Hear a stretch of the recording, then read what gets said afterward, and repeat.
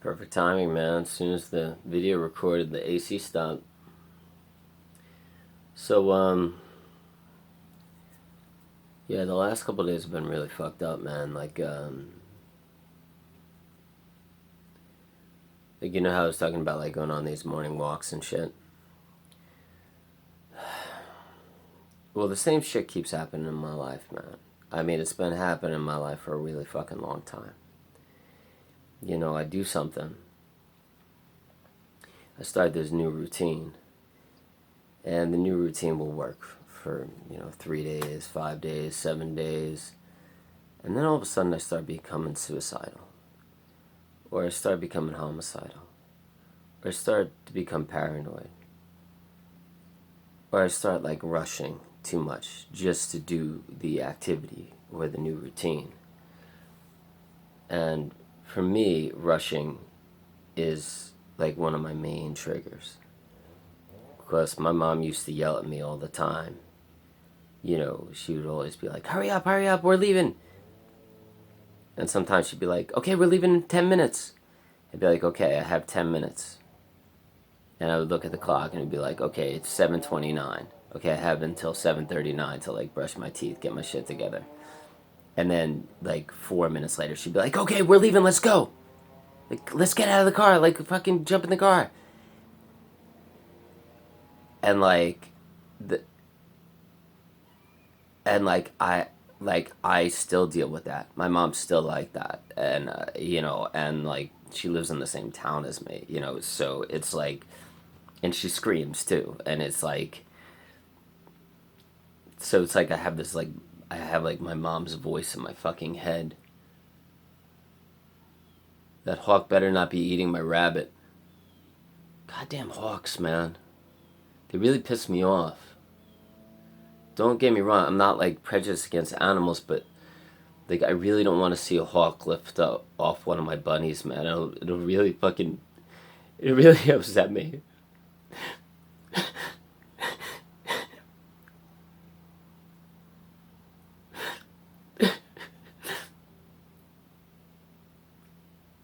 So anyways, so like, it's like I can still got my mom's voice in my head, like yelling at me all the time, and it's just like, God damn it, man. And I can't do anything, man. Like can't even take like a 45-minute walk every day.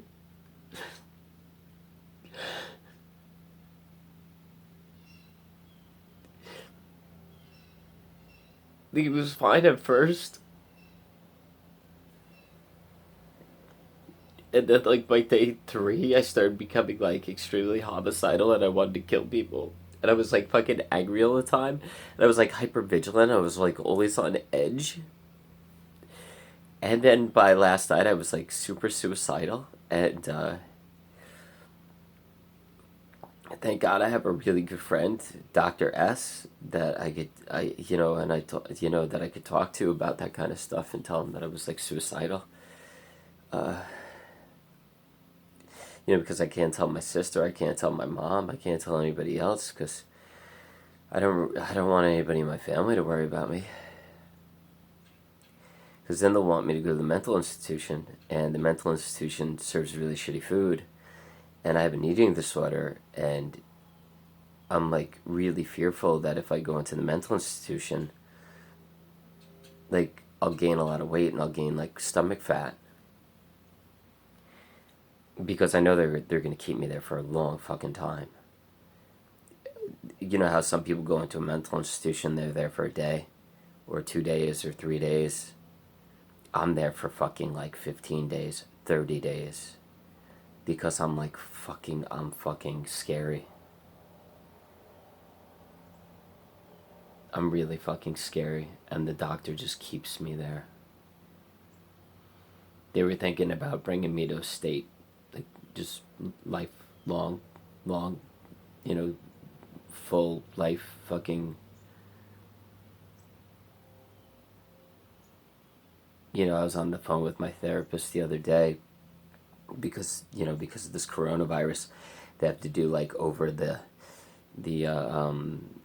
thing, phone thing. You can't meet with your therapist or psychiatrist, in person, and I was telling her that I just wanted to start killing people. Like, people are starting to really bother me, and I just want to start killing people. And, because they just have it too easy. Like, even this morning, I was thinking about how, like, I just want to start killing people that were raised in childhoods that weren't abusive or traumatic, and how they just all deserved to die because they had it too good, and they should just fucking all die. Fucking pieces of shits. They're fucking so goddamn lucky. I just want to fucking kill all of them. All of them. God damn it, man. I just want to fucking kill them.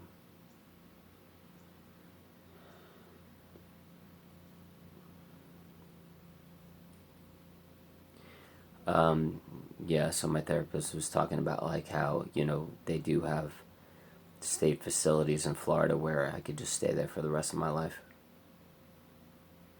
If I don't get this, like, wanting to start killing people thing fixed.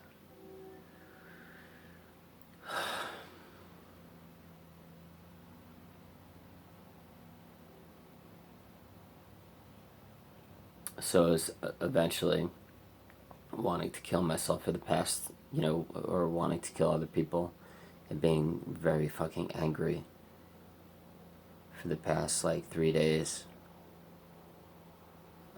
Led to, like, a fucking nervous breakdown last night, where I had so much anxiety and fear and just fucking worry that I started, like, I was on this walk, and there were dogs barking, and, like, I wanted to start crying because, like, there were dogs barking, and there was too much stimulus for me. There was too much noise for me.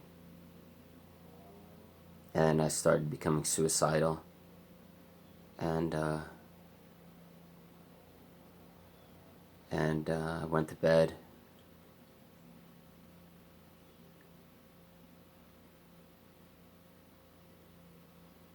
But before I went to bed, I talked to my friend Dr. Steve. He's not a doctor, he's just a normal guy. He's like a carpenter type person. And, but he's got complex PTSD. And he was abused when he was a kid. So we talk about, like, being suicidal to one another. It's always good to have one of those people in your life. Just to be vulnerable and talk to somebody. And, because you need to talk to somebody about this kind of stuff. Other than your doctor, I guess you could say. But you need to trust that person.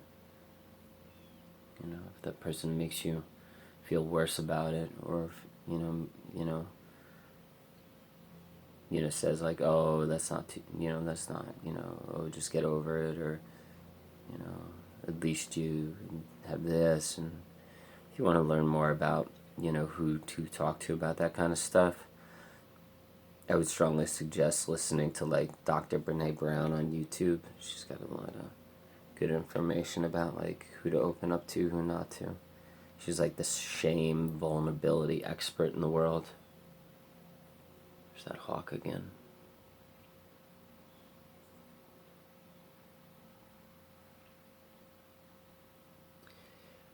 A bunny, he burrowed a hole under my house, and he's having babies. He's got these little tiny babies. And he's got his babies under my house, which is kind of cool. But he's actually right there, and the little baby bunnies are actually right underneath my room. I think there's some, like, spirituality to that. They're, like, right underneath me. It's really cool. Because bunnies are my favorite animal. I love them. Last night, I was so suicidal, I went on Pinterest and I looked at just, like, photos of just looked at photos of bunnies before I went to bed, so I wouldn't have bad dreams.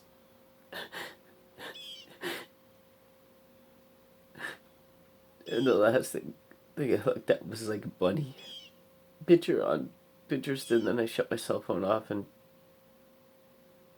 I woke up in the middle of the night anyways, and I was still suicidal. Must have been like 1 in the morning, and I just grabbed my notebook and I started writing down my feelings and my emotions, because that's what they tell you to do, and so I did that, and actually made me feel worse. But they say that, like, sometimes that happens. Sometimes you do feel worse. Sometimes you feel better when you write down your emotions, but sometimes you feel worse. But in the long run, it's better to just keep writing your emotions down, because it's like, it's something that you need to do. And this morning I woke up and I was still suicidal, and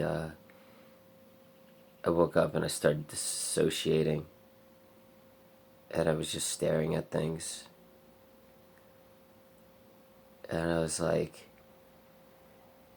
okay, you can have this time, but eventually we gotta start getting going today, because some days I just disassociate a lot and the day just slips away. I lose a lot of time on disassociation days.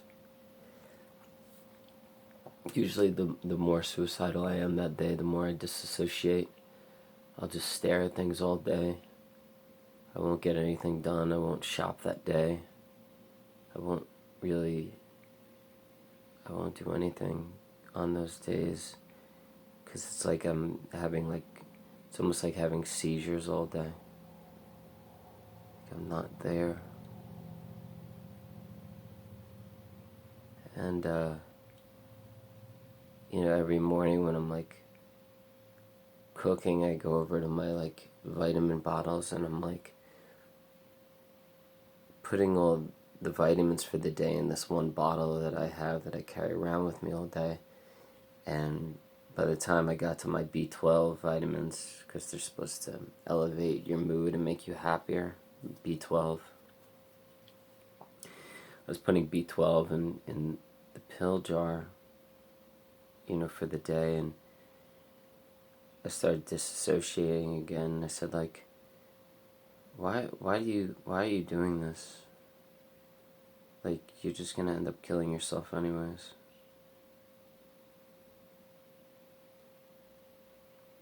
Like, why do you even do it?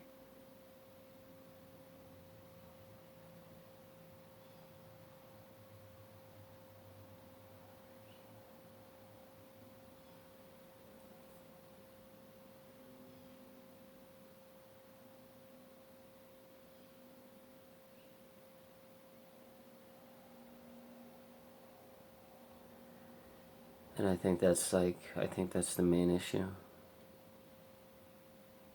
It's like I just don't want to continue to do it anymore. Like I just don't want to.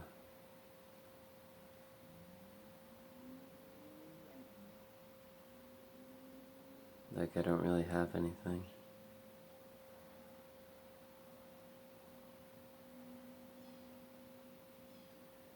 The only meaning I have in my life, I guess, was that I wrote that book, that ebook,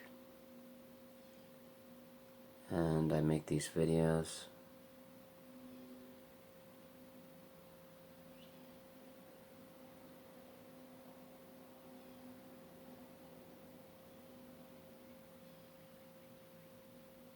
And before I went to bed last night, I checked my YouTube, which I shouldn't do, because it just puts me in like a spiral depression when I check my YouTube before I go to bed. So I checked my YouTube to see how many views my video got, which is a really fucking bad idea to do right before you go to bed. And my friend Sarah was talking about that yesterday, and we both have the same issue with that. Like how many views we get, how many people we're helping. because we're really trying to help people, me and my friend Sarah, and nobody gives a fuck. And the thing that really fucking irks me is if I was this fucking hot girl that took my fucking clothes off, I'd have like 1,000 views every day. But I'm not a hot girl, and I don't take my clothes off. That duck agrees with me. So I'm never gonna fucking sell a lot of books. I'm never gonna have more than 20 people watch my fucking YouTube videos. I'm always gonna have like 10 views, 14 views, 9 views, 21 views. Cause I'm just a guy. I don't have a fucking gimmick. I'm not a fucking hot girl.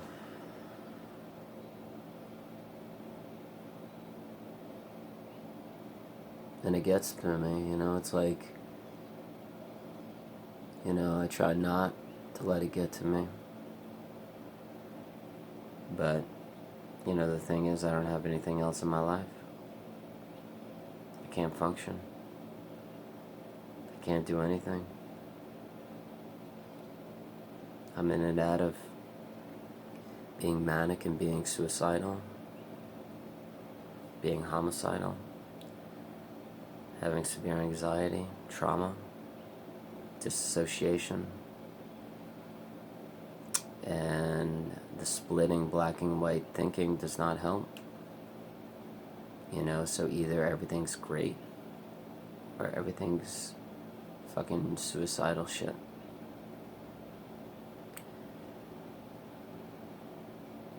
And that's the bottom line. Because Cold Stone Cold said so.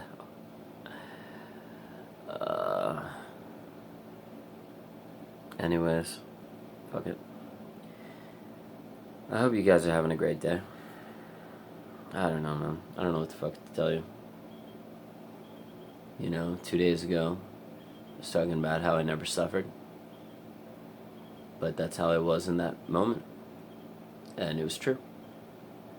2 days later, deeply suicidal. I fucking want to end my life. Welcome to the show. That is my fucking life. That's been my life since I was 3 years old. Some days I can't leave the house. I'm scared of people. Some days I want to kill people. Some days I don't want to live anymore. And then on the 4th day, I think I'm the greatest human being in the world. And I have all the answers. And I am the greatest human of all time. And I'm extremely euphorically happy. And then 3 days later, I'm suicidal. That's called borderline personality disorder. Welcome to the show. And sometimes it's not even like days later. Sometimes it's like minute to minute. Like right now I'm happy again. Well, not really. It's kind of like happiness on top of like severe depression. It's like sometimes there's coating. It's like a chocolate layered cake, It's like really you feel fucking awful and you're miserable and fucking like alone and you feel like nobody loves you. But like some kind of like layering happiness comes to, and then you're back to shit. Alone, nobody loves you, awful. Yeah, my friend Sarah the other day, the one that makes those YouTube videos, she said something about like when you're BPD, all you want to do is feel love. All you want to do is feel like somebody loves you and cares about you. And she said that's one of the reasons why why people attract narcissists.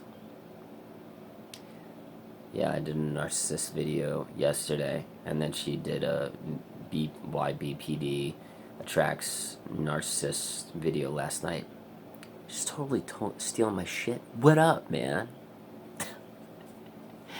Yeah, so like, yeah, I agree with her, man. Like, that's the one thing that fucking, like, borderline personality disorder people fucking, we really need.